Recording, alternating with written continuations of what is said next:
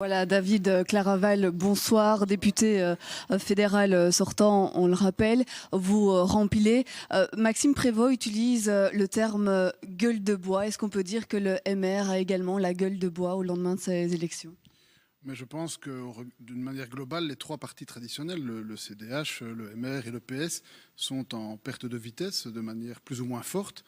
En ce qui nous concerne au MR, on résiste quand même. On a réussi à maintenir notre deuxième place, que ce soit au niveau de la Fédération Wallonie-Bruxelles, mais en province de Namur également. Dans le sud de la province, nous sommes toujours premiers au niveau régional. Donc, nous avons pu résister. Donc, ce n'est pas une gueule de bois, c'est une défaite, admettons-le. Mais ce n'est pas la défaite non plus qui avait été annoncée par les sondages, qui étaient bien plus désastreux. Et donc, nous avons su résister. Nous sommes la deuxième force politique au Parlement fédéral. Nous sommes également la deuxième ici en province de Namur.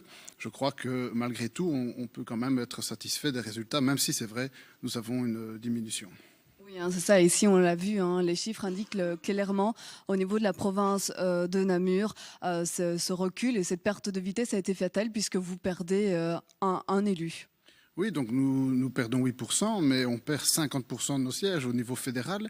On voit très bien qu'avec près de 20%, nous talonnons le Parti socialiste qui a 2 sièges et le PTB avec 12% à 1 siège. Et donc nous avons un siège comme le PTB à 12% alors que nous avons près de 20%. Donc il y a vraiment un décalage entre le résultat que nous avons, près de 20%, et le nombre de sièges. Donc la proportion est quand même un peu désavantageuse à notre égard.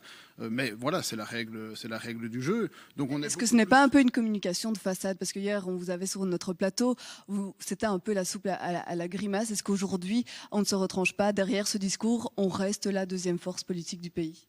C'est un fait. Donc moi, c'est vrai que j'aurais préféré être premier, mais le Parti socialiste nous a battus. Donc je reconnais, mais c'est un fait que nous sommes deuxième aussi. Donc on ne peut pas non plus dire que c'est une catastrophe. C'est une défaite, mais nous avons su résister.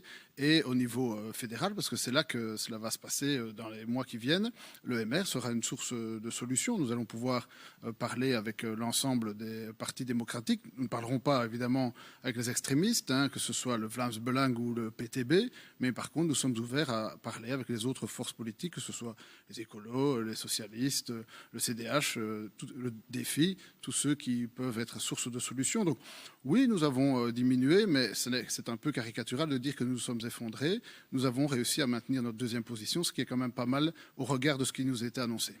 Oui, alors on l'a dit, hein, la composition de la nouvelle majorité risque d'être très compliquée. Finalement, le MR est le seul parti à ne pas avoir mis d'exclusive par rapport à la NVA. Est-ce que la position des autres partis, finalement, vont rendre ces négociations beaucoup plus compliquées en fermant la porte au premier parti flamand?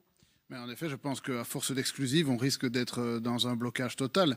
Et donc, je ne doute pas qu'à un moment donné, certains devront peut-être revenir à de meilleurs sentiments. Mais en l'état actuel des choses, les exclusives sont telles qu'on voit peu de solutions à court terme se dessiner.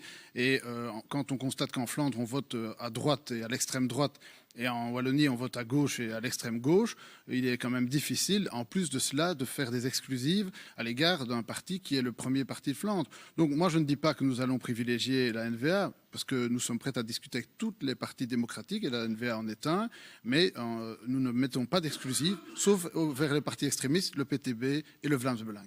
Voilà, ça a le mérite d'éclair. Dernière question pour rebondir sur ce qui a été dit sur ce plateau tout à l'heure. Finalement, est-ce que votre positionnement ne risque pas finalement d'entraîner votre isolement aussi dans la composition d'une éventuelle majorité? Pas du tout, puisque nous sommes ouverts à discuter avec l'ensemble des partis démocratiques. Donc au contraire, nous sommes constructifs et ouverts et disponibles. Maintenant, la balle n'est pas dans notre camp. C'est clair que c'est le roi qui, au niveau fédéral, va entamer les discussions. Et au niveau régional, c'est le Parti socialiste qui prend la main. Donc nous sommes ouverts, disponibles et prêts à discuter avec toutes les forces démocratiques. Donc nous ne sommes pas isolés. Au contraire, nous sommes disponibles.